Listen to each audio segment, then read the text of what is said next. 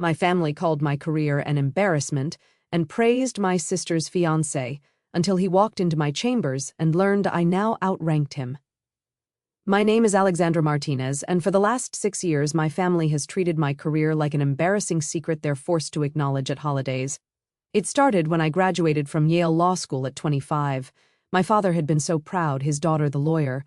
My older sister Emma had gone into marketing, which Dad tolerated but never really celebrated. But law was prestigious. Law was respectable. Then I told them where I'd be working. The public defender's office? My father repeated, his face falling. In the Bronx? Instead, it's an incredible opportunity. Alexandra, you graduated third in your class from Yale. You had offers from every major firm in Manhattan. Sullivan and Cromwell wanted you. Cravath wanted you. And you're choosing to defend criminals for $63,000 a year. I'm choosing to defend people who can't afford representation. It's constitutional work, Dad. It matters. My mother had put her hand on his arm. Richard, maybe it's just for a year or two, like a fellowship. But it wasn't just for a year or two. I spent 6 years as a public defender, handling everything from misdemeanors to murder cases. I worked 100-hour weeks, fought against prosecutors with unlimited resources, and won more cases than I lost. I became known in the Bronx as the firewall because no matter how strong the prosecution's case seemed, I'd find a way through. My family never understood it. Every holiday gathering was the same.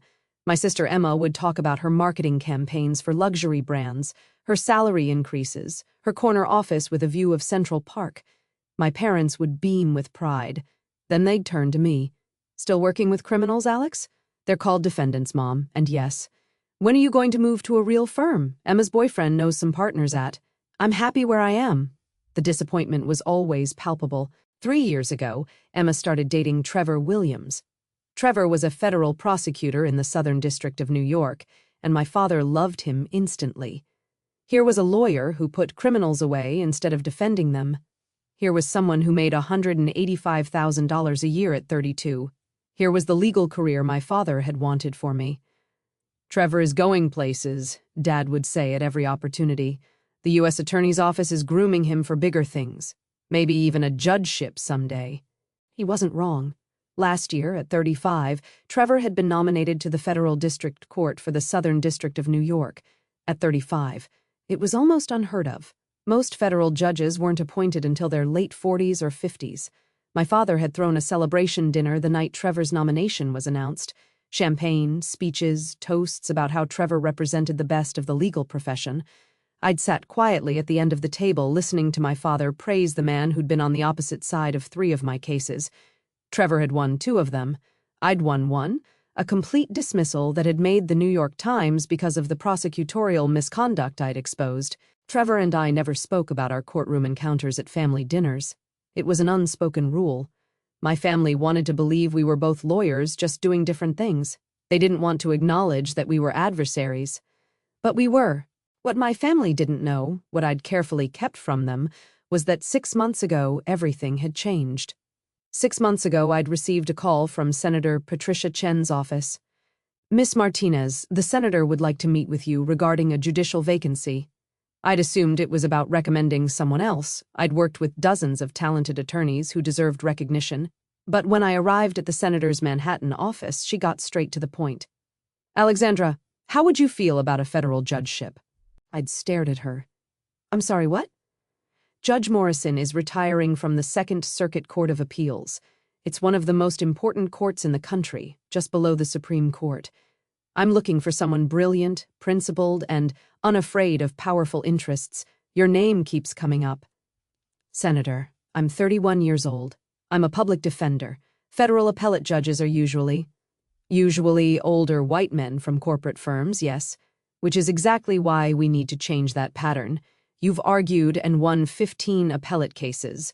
You've exposed corruption in 3 prosecutors' offices. You've written articles on constitutional law that have been cited in Supreme Court opinions. And you're fearless. She'd slid a folder across her desk. This is a letter of support from the Chief Judge of the Second Circuit. This is a letter from the Dean of Yale Law. This is a letter from the New York Civil Liberties Union. This is a letter from 20 public defenders across 3 states. Everyone I've spoken to says the same thing. You're the best legal mind of your generation.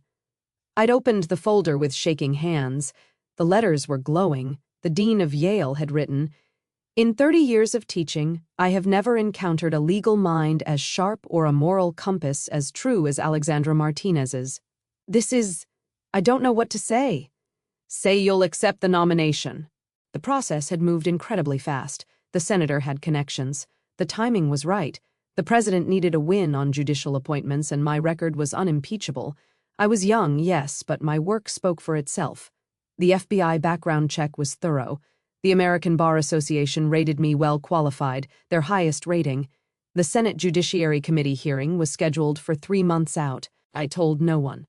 Not my family, not my colleagues at the public defender's office, not my closest friends. Judicial nominations could fall apart for countless reasons. A past client causing controversy, a political shift, an opposition campaign. I didn't want to celebrate prematurely. Then, 2 weeks ago, I'd been confirmed by the Senate, 67-33, a strong bipartisan vote. Yesterday, I'd been sworn in as the youngest judge ever appointed to the Second Circuit Court of Appeals at 31 years old. The ceremony had been private, attended only by the Chief Justice, Senator Chen, and a few clerks. The press release would go out Monday morning. Until then, I was under strict orders to keep it confidential. The Chief Justice wanted to coordinate media strategy around several judicial appointments being announced simultaneously. My chambers were ready. My nameplate had been installed. Honorable Alexandra Martinez, Circuit Judge. And Monday morning I had my first case assignment meeting with the Chief Justice and the other judges on the Second Circuit, the same Monday morning as my father's retirement party. The text from my father came on Wednesday, 5 days before both events. Retirement party Saturday, 6 p.m., at the plaza, black tie. Everyone important will be there. I read it twice. My father was retiring after 35 years as a senior executive at a major pharmaceutical company. This was a big deal for him. Of course I'd be there. I replied, "I'll be there. Congratulations, Dad." An hour later, another text. "Actually, I need to talk to you about the party." He called immediately after. "Alex, I need to ask you for a favor." "Of course, Dad. What is it?" "The party is going to be high profile. Board members, executives, investors. Trevor's parents are coming. His father is on the board, you know, and Trevor just got his official commission as a federal judge last week. He'll be sworn in Monday morning." "That's great," I said, meaning it. Whatever our professional relationship, Trevor had worked hard for the appointment. "Yes, well, the thing is, Emma is going to be there with Trevor, and she's going to announce their engagement. We're planning this whole moment. Trevor's judicial appointment, their engagement, my retirement. It's a celebration of success." I waited, sensing something coming. "Alex, I think it might be better if you don't come." The words hung in the air. "You're uninviting me from your retirement party?" "Not uninviting. Just suggesting it might be more comfortable for everyone if you sat this one out. Trevor's going to be surrounded by legal professionals, judges, senior prosecutors, and while you're still with the public defender's office, it creates an awkward contrast." "An awkward contrast," I repeated slowly. "You defend the people Trevor prosecuted, Alex. You've been on opposite sides in court. It's going to raise questions, create uncomfortable conversations. Emma specifically asked me to make sure the focus stays on her and Trevor." "Emma asked you to uninvite me?" "She said having you there would complicate her night. People know you two are sisters. They'll ask about you. And what's she supposed to say? My sister defends criminals for poverty wages while my fiancé puts them away and just became a federal judge. It's not a good look for her." I took a breath, forcing myself to stay calm. "Dad, I've never missed a major family event. This is your retirement after 35 years. I know, and I appreciate that. But Alex, you have to understand. This is Emma's night too. She's 33. She's finally settling down with an accomplished man, and she deserves to shine. You can come to something smaller. We'll do a family dinner next month, just us." "A family dinner?" I said quietly. "Yes. Look, I know this sounds harsh, but you made your choices. You chose a career that doesn't reflect well on the family. Trevor is a federal judge. You defend people who belong in prison. Can you see how that creates problems?" I almost laughed. Almost told him everything right then, but something stopped me. Maybe it was pride. Maybe it was pettiness. Maybe it was the desire to see his face when he realized what he'd done. "Okay, Dad," I said quietly. "I won't come to the party. Thank you for understanding. This is for the best."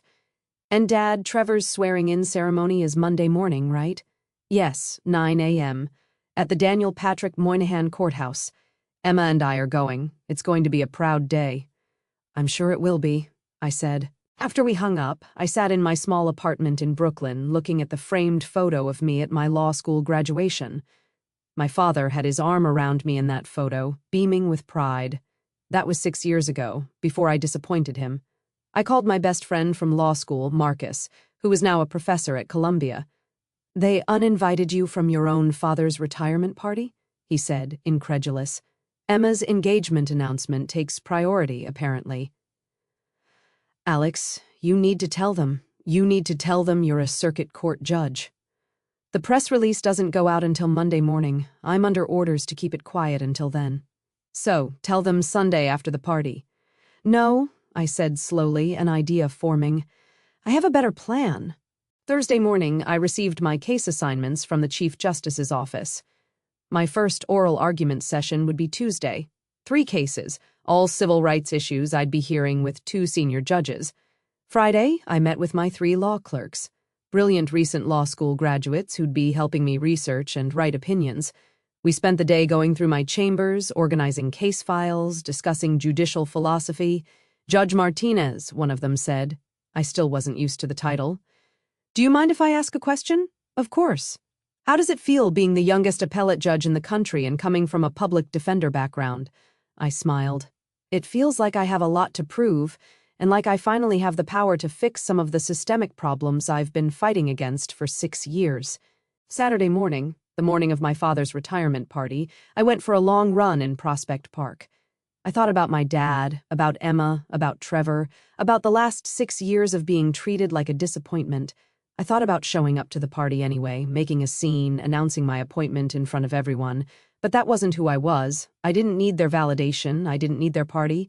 I spent the afternoon reading case files for Tuesday's oral arguments at 6 p.m. When the party was starting, I ordered Thai food and continued working. My phone buzzed, a text from Emma. "Dad said you're not coming, probably for the best. Trevor's parents keep asking about you and it's awkward explaining what you do. Enjoy your evening." I didn't respond.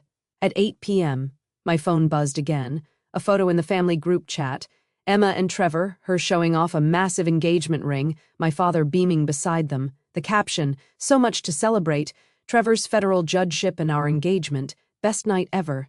Dozens of comments flooded in from relatives. "Congratulations, what an accomplished couple, a federal judge in the family, how wonderful."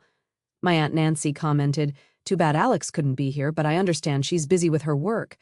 I turned off my phone and went to bed early. I had a big day Monday. Monday morning, I woke at 5 a.m. I put on my most expensive suit, a black Armani I'd bought specifically for the swearing-in ceremony that my family didn't know about. I had my hair done professionally. I looked like exactly what I was, a federal appellate judge. At 8 a.m., I arrived at the Thurgood Marshall United States Courthouse at 40 Foley Square. Not the Daniel Patrick Moynihan Courthouse where Trevor would be sworn in. That was for district court judges. The Thurgood Marshall Courthouse housed the Second Circuit Court of Appeals, one level up in prestige and power. My chambers were on the 15th floor with views of downtown Manhattan. My nameplate gleamed on the door. "Honorable Alexandra Martinez, United States Circuit Judge." At 8:30, I met with the Chief Justice and the other Second Circuit judges for our case assignment meeting. We discussed the week's oral arguments, debated some procedural issues, and reviewed pending motions. At 9:15, my assistant knocked on my door. "Judge Martinez, Judge Williams just arrived for his orientation meeting. Chief Justice Roberts is walking him over." Trevor, here for his orientation on how appellate courts worked, since district court judges needed to understand the appeals process. "Thank you, Jennifer. Please show them to the conference room. I'll be right there." I took a breath, straightened my robes. Yes, I was wearing my judicial robes for the first time and walked down the hallway. Through the glass walls of the conference room, I could see Trevor in his new suit, looking proud and confident. The Chief Justice was speaking to him, gesturing around the courthouse. I opened the door. "Good morning, Chief Justice. Good morning, Judge Williams." Trevor turned around. His face went completely white. "Alex," he said, his voice barely a whisper. "Judge Martinez," the Chief Justice corrected gently. "So, I understand you two know each other." "Trevor, Judge Martinez was confirmed to the Second Circuit 2 weeks ago. She'll be one of the appellate judges reviewing cases from your district court." Trevor stared at me, at my robes, at the nameplate I'd brought with me to the conference room. You're a circuit court judge?" he managed. "As of last week," I said calmly. "Please sit down. The Chief Justice and I are here to walk you through how the appellate process works." Trevor sat down mechanically, still staring. The Chief Justice began explaining the relationship between district courts and appellate courts, how cases moved up the chain, what district court judges needed to include in their rulings to make them easier to review on appeal. Trevor wasn't listening. He kept looking at me, then at the Chief Justice, then back at me. "I'm sorry," Trevor finally interrupted. "I need to understand. Alex, Judge Martinez is on the Second Circuit, the Court of Appeals?" "That's correct," the Chief Justice said. "But she's 31 years old." "31 and brilliant," the Chief Justice said firmly. "Her confirmation was one of the smoothest I've seen in years. The American Bar Association gave her their highest rating. Her Senate confirmation was 67-33, which in this political climate is practically unanimous. But she was a public defender. And one of the finest lawyers I've encountered in my career," the Chief Justice said, his tone cooling slightly. "Judge Martinez has argued 15 appellate cases and won 13 of them. She's exposed prosecutorial misconduct in 3 separate offices. She's written extensively on constitutional law. Her legal mind is exceptional." Trevor looked like he might be sick. "The press release went out an hour ago," I said quietly. "It's probably hitting the news now." Trevor pulled out his phone with shaking hands. His face somehow went even paler as he scrolled. "Oh my God," he whispered. "Oh my God, Emma, your father." "What about them?" the Chief Justice asked, confused. "They're my fiancé and her father," Trevor said faintly. They don't know." "Don't know what?" "That Alex, that Judge Martinez, is on the Second Circuit." The Chief Justice looked at me, then at Trevor, understanding dawning. "I see," he said carefully. "Well, they'll know now. It's front page of the New York Times legal section. At 31, Alexandra Martinez becomes youngest Second Circuit judge in history, breaking barriers as former public defender." Trevor was scrolling frantically through his phone. "My phone is exploding," he said. "Every lawyer I know is texting me. Emma is calling. Your father is calling." He looked at me. "Why didn't you tell them?" "They didn't ask," I said simply, "and I was under orders to keep the appointment confidential until the press release went out. But at the party Emma announced our engagement, I was celebrating my appointment, if we'd known you were." He stopped, realizing what he was saying. "If you'd known I was a circuit court judge, you wouldn't have excluded me," I finished for him. "That's interesting, Trevor, because my career didn't change. My accomplishments didn't change. The only thing that changed was your perception of their value." My phone buzzed on the table, then again and again. The Chief Justice glanced at it. "You should probably turn that off. You're going to be receiving a lot of attention today." I silenced my phone, but not before seeing the notifications. Emma, 37 missed calls. Dad, 28 missed calls. Mom, 19 missed calls. The family group chat, 156 unread messages. Trevor stood up abruptly. I need to call Emma. Excuse me." He practically ran from the conference room. The Chief Justice looked at me with something like sympathy. "Family complications?" he asked. "You could say that." "For what it's worth, Judge Martinez, you earned this position entirely on your merit. Whatever your family dynamics, that doesn't change." "Thank you, Chief Justice. Now, shall we discuss your first oral arguments? You have 3 cases Tuesday, and they're all significant." We spent the next hour going through the cases. By the time we finished, my phone showed 94 missed calls and over 200 text messages. At 11 a.m., Jennifer knocked again. "Judge Martinez, there are reporters in the lobby. They want an interview about your appointment, and there's a woman claiming to be your sister demanding to see you. Tell the reporters I'll issue a statement this afternoon, and tell my sister that I'm in a judicial proceeding and cannot be disturbed." "Yes, ma'am." At noon, I finally checked my messages. Emma's texts had progressed from confused to angry to panicked. Alex, call me now. Why didn't you tell us? Trevor is humiliated. Everyone at his swearing-in ceremony was talking about you instead of him. Dad is in shock. How could you do this to us? You deliberately let us exclude you from the party knowing you were a circuit court judge? This is so typical of you, making everything about yourself. My father's messages were similar. Alexandra, we need to talk immediately. I just read the New York Times. Is this real? Do you have any idea how humiliating this is? Everyone who was at the party Saturday is now calling, asking why we didn't mention your appointment. People think we didn't know our own daughter was appointed to the Second Circuit. We look like fools. My mother's messages were the most emotional.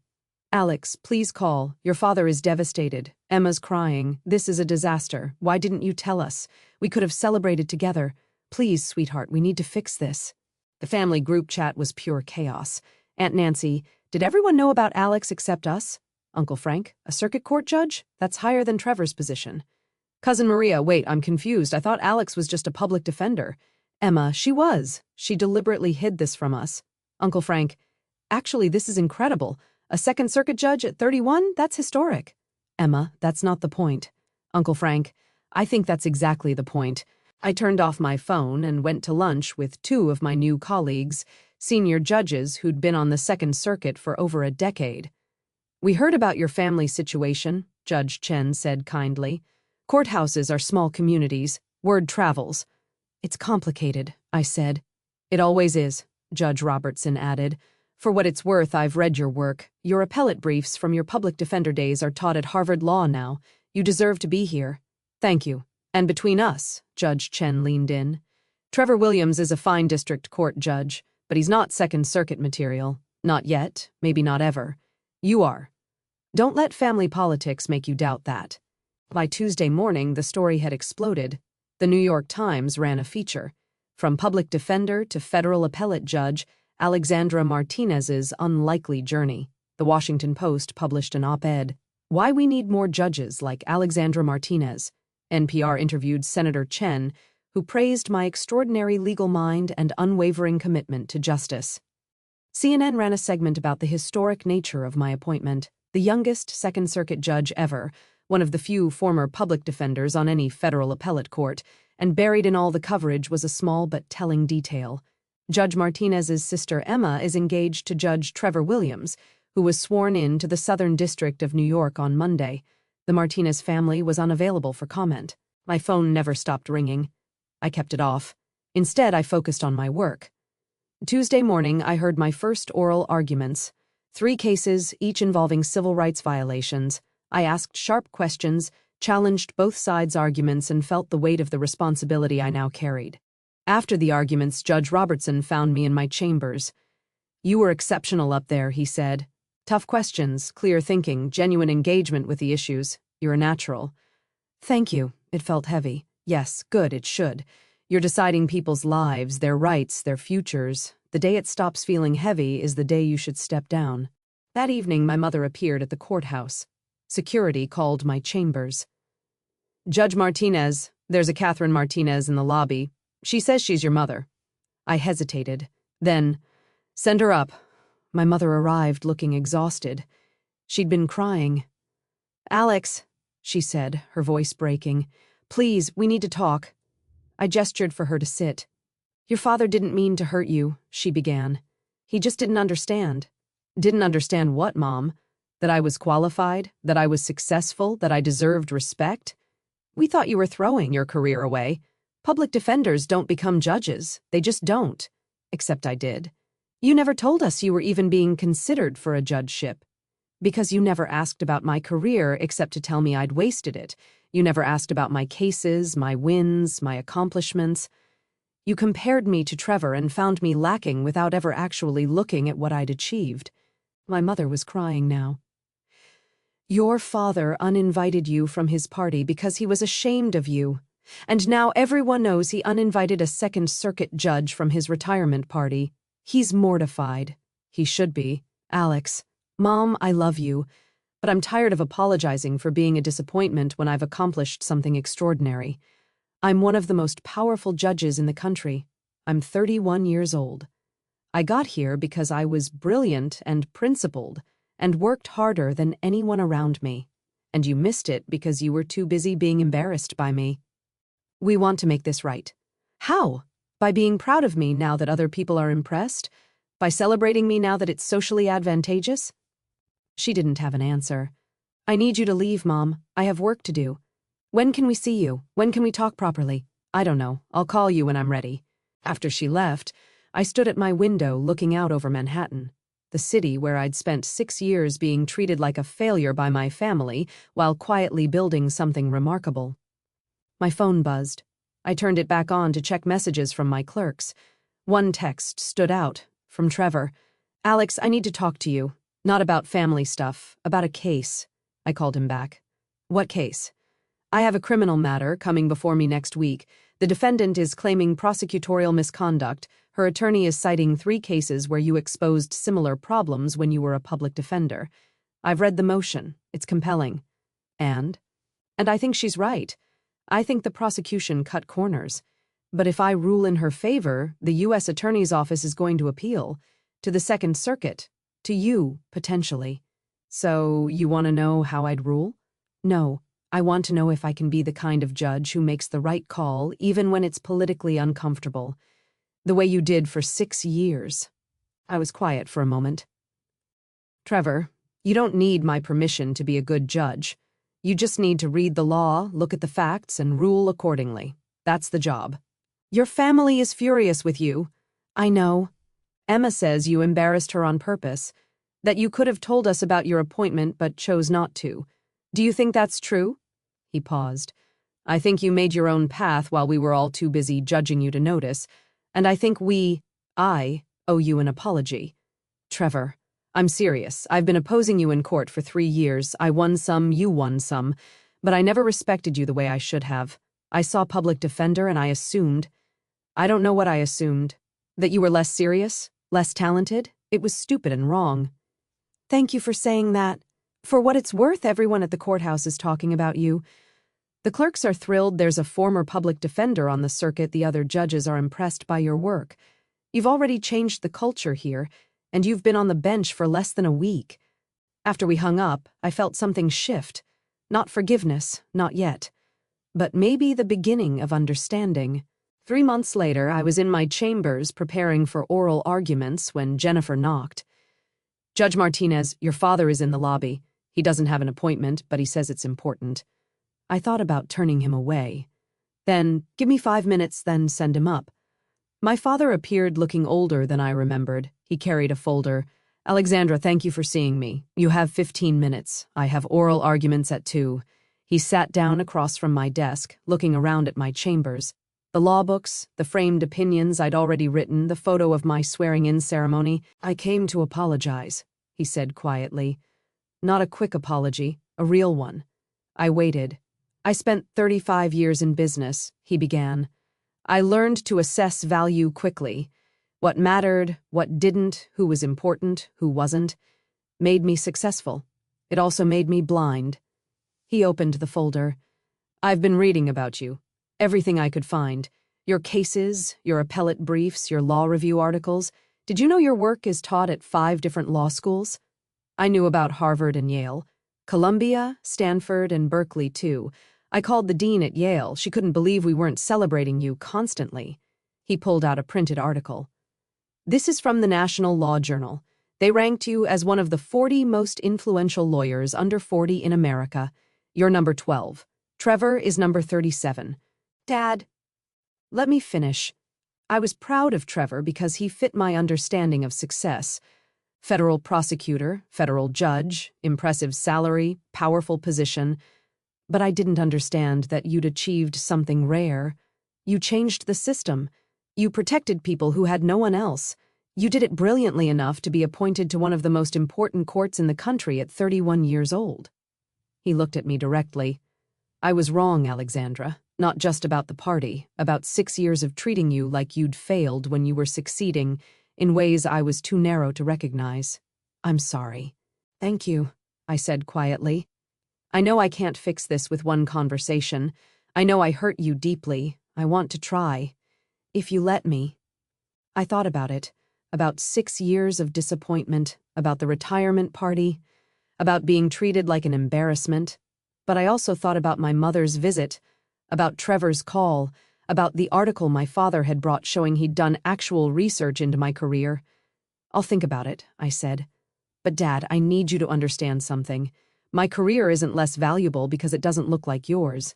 My success isn't less meaningful because it came from helping people instead of from making money. If you can't understand that, we can't move forward." "I understand that now," he said. "I should have understood it 6 years ago." After he left, I returned to preparing for oral arguments.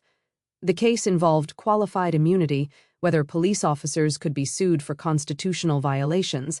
It was exactly the kind of systemic issue I'd fought against as a public defender. Now I had the power to change it. That evening, I had dinner with Marcus, my law school friend who'd supported me through everything. "How does it feel?" he asked. 3 months in. "Heavy," I said. "Important, right. Your family?" "Getting there, maybe, slowly." "And you, are you happy?" I thought about my chambers, my clerks, my colleagues, about the oral arguments where I pushed lawyers to defend their positions, about the opinions I was writing that would shape constitutional law, about waking up every day knowing I was doing exactly what I was meant to do. "Yes," I said. "I'm happy." My phone buzzed, a text from Emma. "Can we meet for coffee? I owe you an apology, a real one." I stared at the message for a long moment. Then I typed, "Saturday at 10? There's a place in Brooklyn I like." Her response was immediate. "I'll be there. Thank you, Alex." I set my phone down and looked out at the Manhattan skyline, the same view I'd seen from my chambers every day for 3 months.